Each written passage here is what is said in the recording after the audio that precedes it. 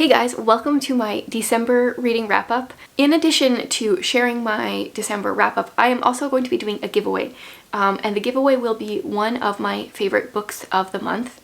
So I'll share this at the end when I share my 5-star books. I can't believe we are here. Time for the final reading wrap-up of 2021. It was a really good reading year. I'm not going to do a video recapping stats and stuff for the year. Maybe one year that will interest me, but it doesn't interest me right now. I don't know how many fiction books I read or nonfiction.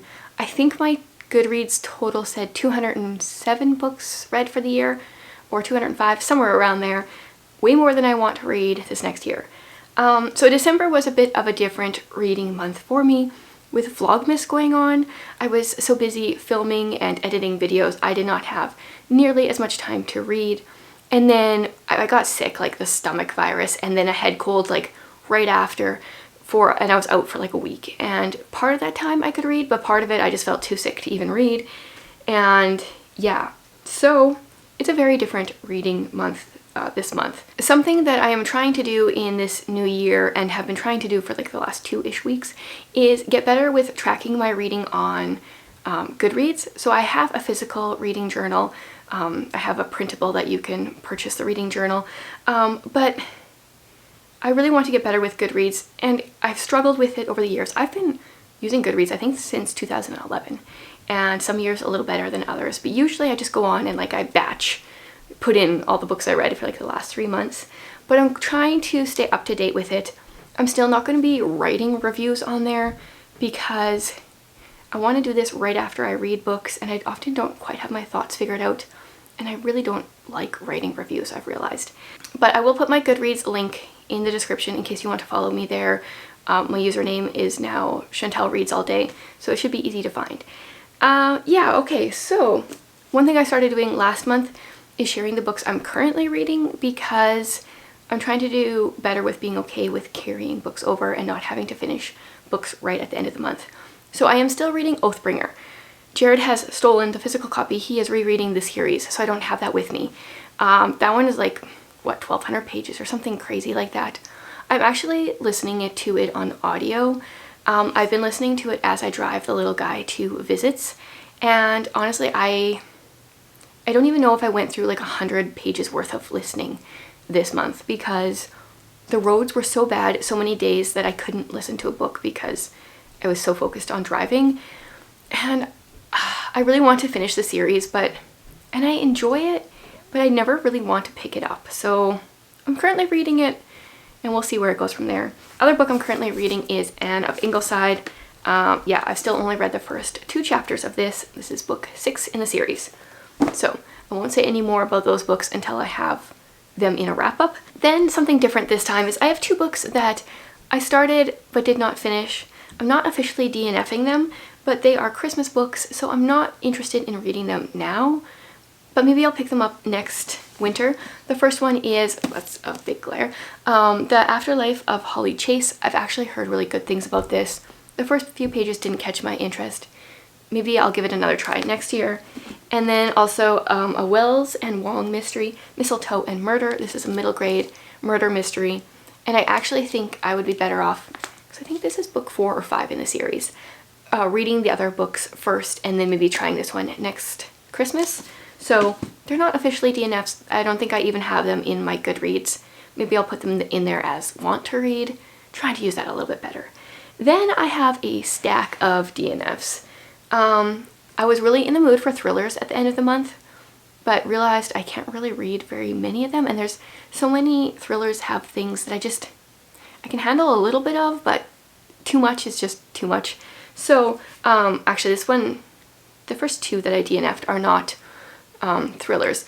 I DNF'd Saving Ebenezer. I started that one in a reading vlog at the beginning of December, and I think the book is only like 100 pages, and I was halfway through, and it just really wasn't catching my attention. It's like a Scrooge continuation of the story, so I just DNF'd that one. I also decided to DNF The Captive Kingdom and the rest of that Ascendance series. I think the way the trilogy ended, it was great. That was supposed to be a trilogy, and then it continued on, and as much as some people, my daughter included, love that series. I'm just gonna stick with reading the trilogy and be done with that. Okay, and then 4 more DNFs that I have here physically. The first one is Vanishing Girls by Lisa Reagan.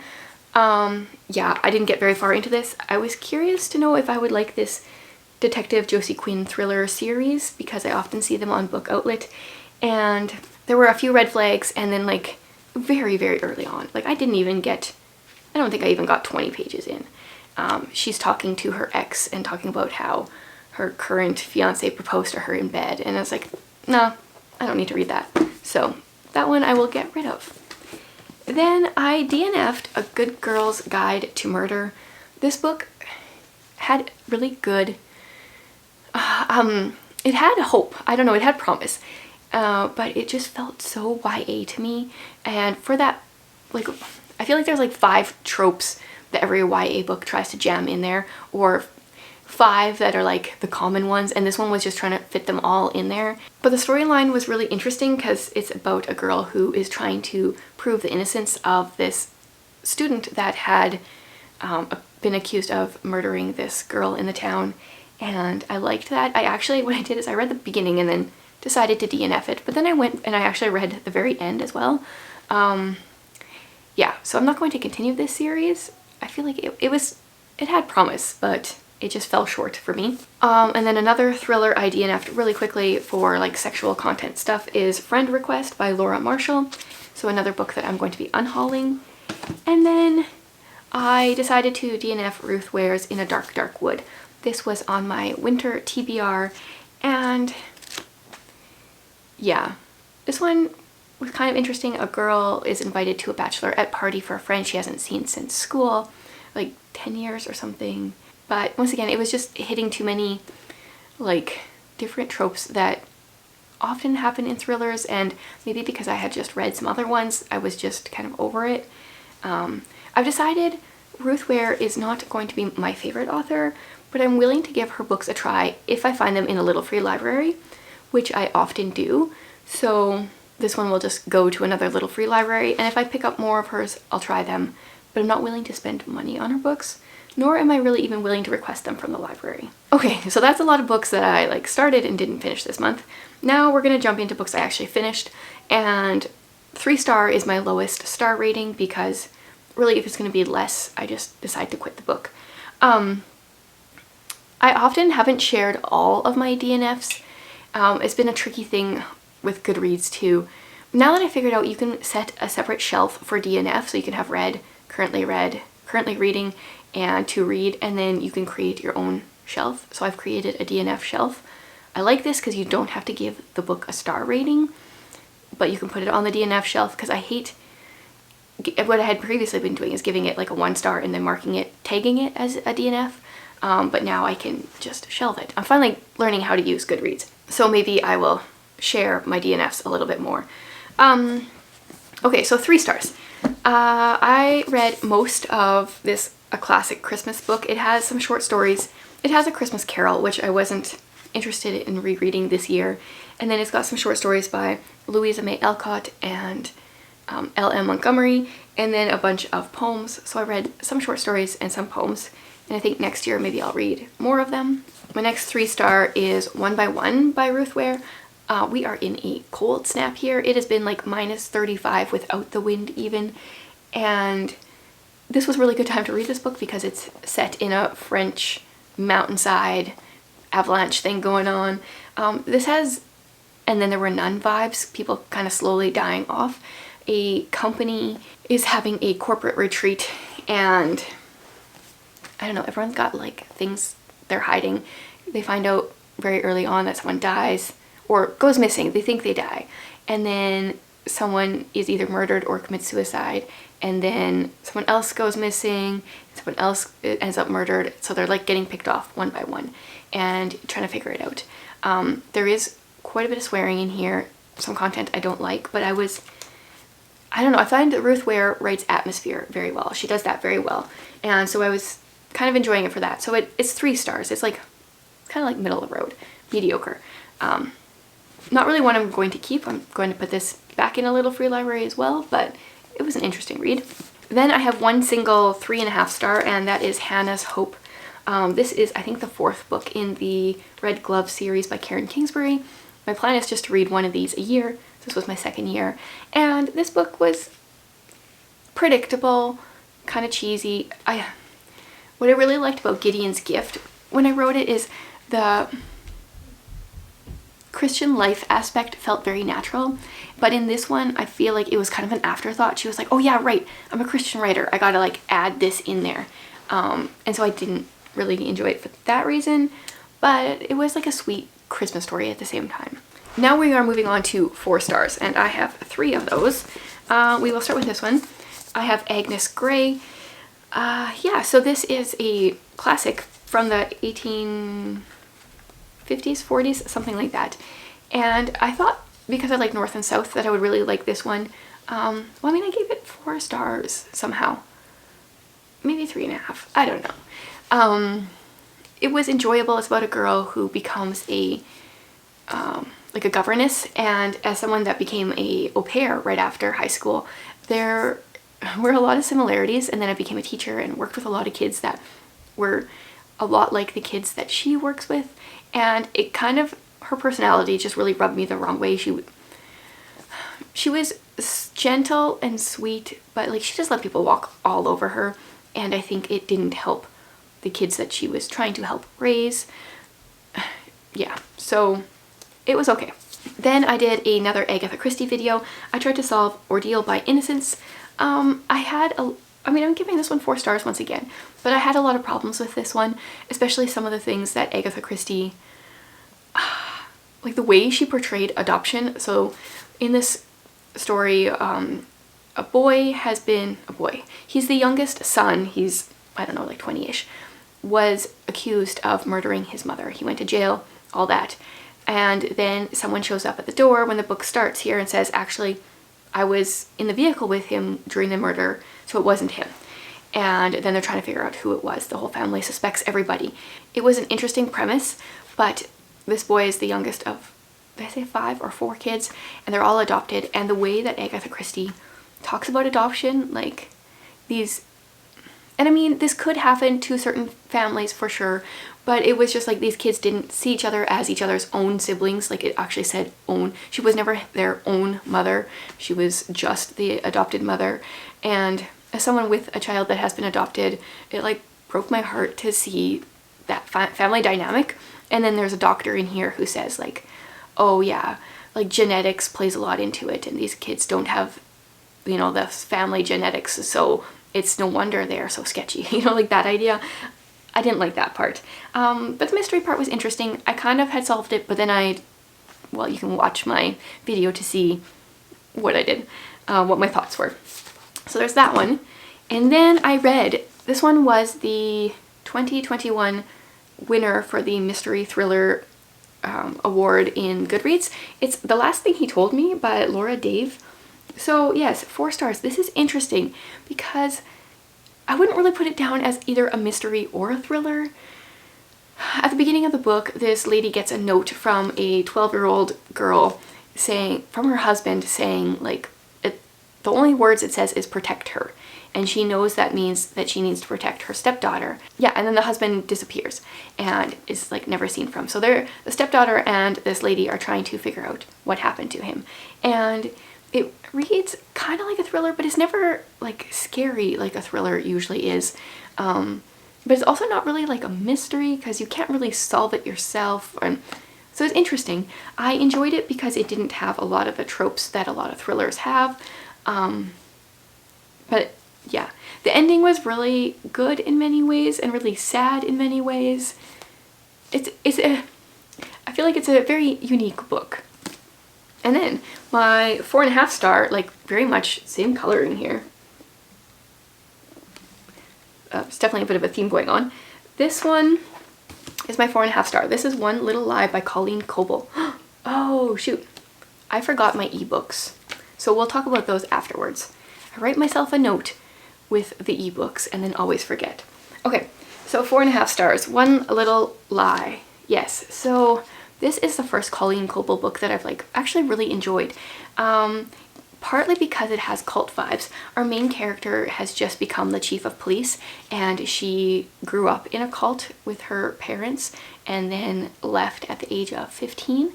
And so she's got some like trauma and stuff as a result. And she's trying to solve two different homicides in this book, and things are going on. I felt like a lot of it was kind of predictable in some ways.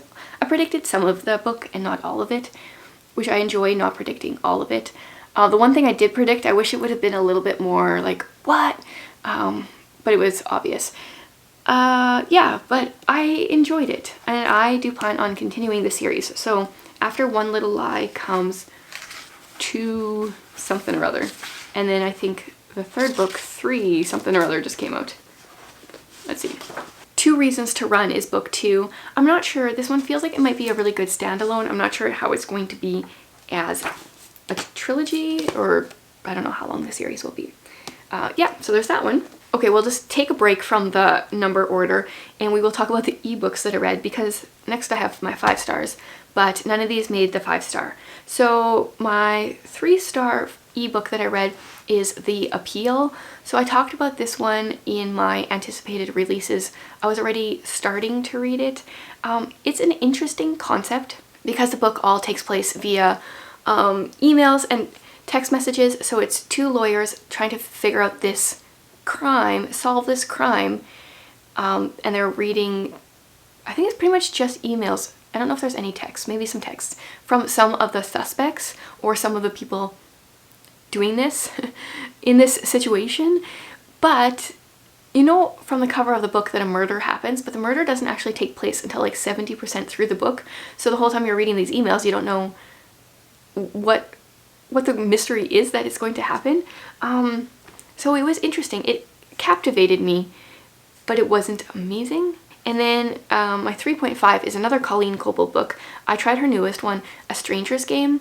And in this one, a lady comes back kind of to her hometown, or a town where she used to go hang out in the summer, and is trying to solve her best friend's murder that has been put off as a suicide, but she knows is a murder.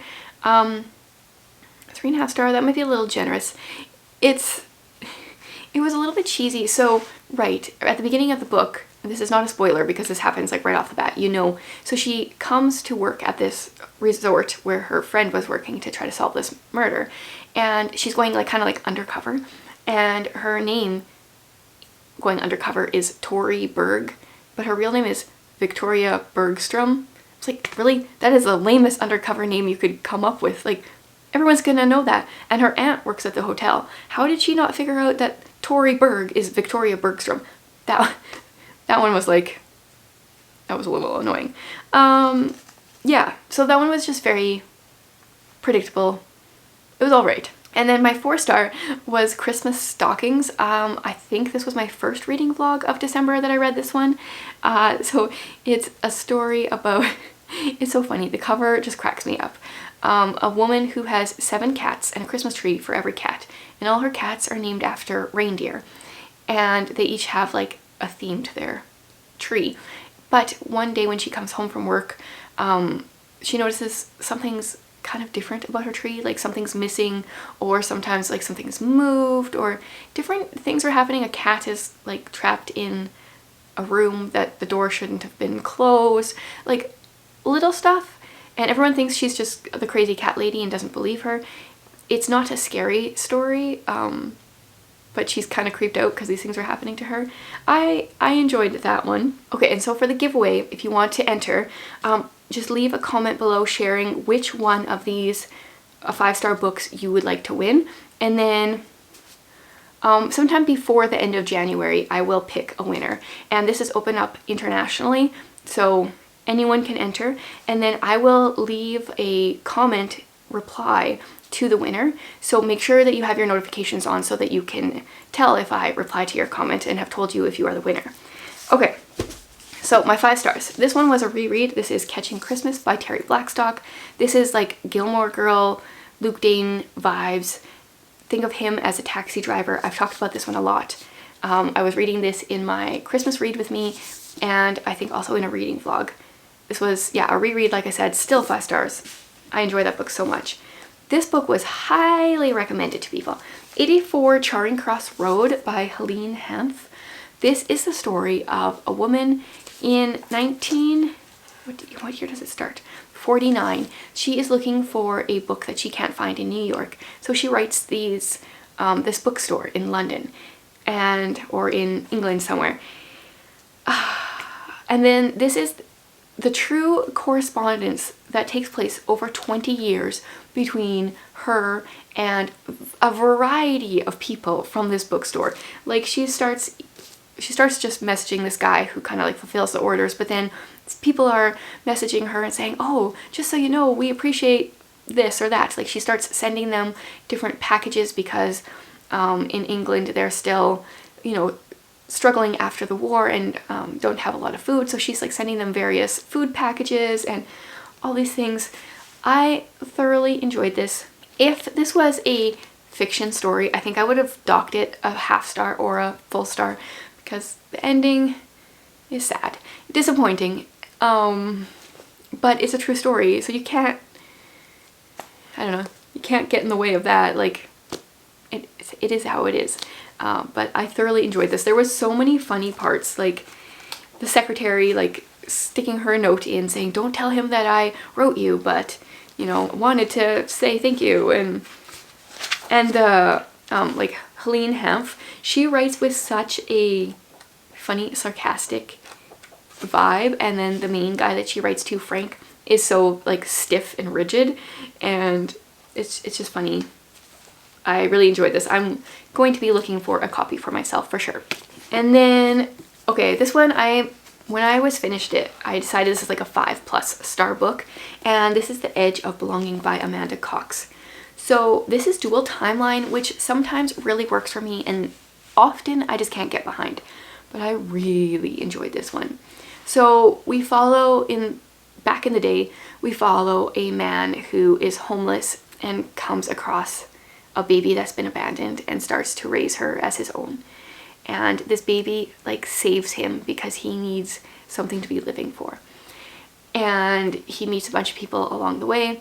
And then present day, we are following Ivy, who her grandmother has just died, and she's trying to figure out the history of the true story of who her birth parents are. So right off the bat that Ivy is the newborn that is found, but there's so many things that you don't connect until like way later. And in contrast to all the things that Agatha Christie was saying about adoption in this book is so much about found family and just sharing love with the people around you. And I was just crying with this book. It was so good. Need to buy this one. And Amanda Cox did just have another book come out this last year. Can't remember what it's called, but I like completely plan on reading that as soon as possible. Okay, 5-star book again is Anne's House of Dreams. I'm still just really enjoying this series. Like I said, I'm currently reading Anne of Ingleside. After the last one, after book 4, I was like, we need more Gilbert. Like Gilbert's never in here. But Anne's House of Dreams, now her and Gilbert are finally married, and he's in it a little bit more. I still would have liked a little bit more Gilbert, but there are some great characters in this book. We've got Captain Jim, we've got Leslie, and then there's the one lady who keep wanting to call her Cordelia, but I think her name is Cornelia, something like that. Yeah, it's more Anne being a little bit more mature than she was in Green Gables, of course, and just telling about the different people that she meets. And yeah, I still really like this series. 2 more books for 5 stars. Okay, we've got Letters from Father Christmas by J.R.R. Tolkien. I shared about this in a reading vlog. This is just gorgeous. So Tolkien, for 23 years, or over the span of 23 years, I don't know if he did it every single year, he wrote his kids letters pretending he was Father Christmas. And he wrote, this cover was one of his pictures. He would often send them really detailed pictures. He would tell them stories of things that were going on in the North Pole, how the North Pole polar bear was getting into trouble, and all about the cave goblins that they had, and just random various things. And he just sent all these beautiful illustrations. Like, he put so much work into these. To show you like one of the letters. Like, even his writing is just a piece of work, piece of art. So that was really cool to read, just his creativity and then also his love for his children to do that for them. And my final 5-star book was Midwinter Murder. Now, I mentioned this on Patreon when I did a reading update recently that not all of these stories were 5-star stories. Lots of these are set around Christmas, so if you ever need a Christmas mystery series, there's probably about 15 stories in here. But remembering that I really like mystery short stories, that's why I like Sherlock so much, is like worth the 5-star to me. I also really appreciated that some of them were just mysteries and not murder mysteries, because to my knowledge, like, all of Agatha Christie's longer stories are murder mysteries. And sometimes it's just nice to like read about things that go missing instead of someone actually dying. Yeah, so I thoroughly enjoyed this. I want to read more of her short stories. But I'm going to be reading an Agatha Christie a month, so for 2022. So I'm not sure if I'll fit some more short stories in or not, but really, really enjoyed this one. Okay, this is really long. That is all the books that I read and started and am still reading that I started in December. Let me know some of your favorites from the month, and if you want to enter the giveaway, the 5-star giveaway, then leave a comment below sharing one of these titles that you would like to win, and I will pick a winner coming up later this month. So thanks again so much for watching, guys. I hope you have a wonderful January.